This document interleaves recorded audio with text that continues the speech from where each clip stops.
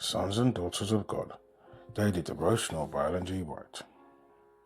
Joseph, a Christian Gentleman, November 9th. We are elevated, ennobled, refined. But the Lord was with Joseph and showed him mercy and gave him favour in the sight of the keeper of the prison. Genesis chapter 39, verse 21. Joseph regarded his being sold into Egypt as the greatest calamity that could have befallen him. But he saw the necessity of trusting in God as he had never done when protected by his father's love. Joseph brought God with him into Egypt, and the fact was made apparent by his cheerful demeanour amid his sorrow. As the ark of God brought rest and prosperity to Israel, so did this God-loving, God-fearing youth bring a blessing to Egypt. This was manifested in so marked a manner that Potiphar, in whose house he served, attributed all his blessings to the purchase of this slave. Joseph's religion kept his temper sweet, his sympathy with humanity warm and strong, notwithstanding all his trials. There are those who, if they feel they are not rightly used, become sour, ungenerous, crabbed, and uncourteous in their words and deportment. They sink down discouraged, hateful, and hating others.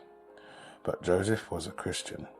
No sooner does he enter upon prison life than he brings all the brightness of his Christian principles into active exercise. He begins to make himself useful to others. He enters into the troubles of his fellow prisoners. He is cheerful, for he is a Christian gentleman. God was preparing him under this discipline for a situation of greater responsibility, honor, and usefulness, and he was willing to learn. He took kindly to the lessons the Lord would teach him. He learned to bear the yoke in his youth. He learned to govern by first learning obedience himself. The part which Joseph acted in connection with the scenes of the gloomy prison was that which raised him finally to prosperity and honor. God designed that he should obtain an experience by temptation, adversity, and hardship to prepare him to fill an exalted position. Joseph carried his religion everywhere, and this was the secret of his unwavering fidelity.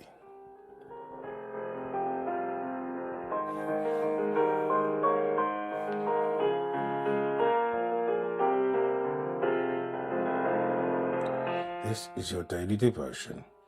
We thank you for listening. We hope you can join us again tomorrow. Please also check the YouTube comments for any further study notes.